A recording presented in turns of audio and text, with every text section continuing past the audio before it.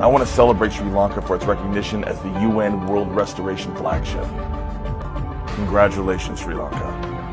Mahalo for working together to create positive change. You're an example. All my aloha.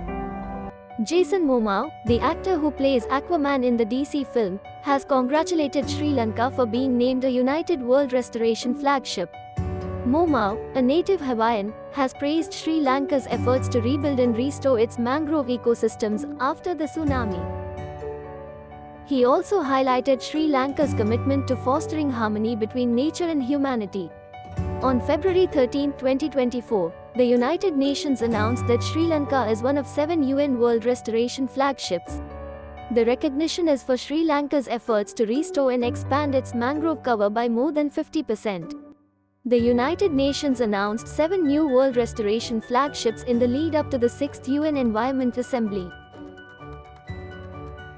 Countries have pledged to restore 1 billion hectares, which is larger than China, as part of international climate, nature, and land goals.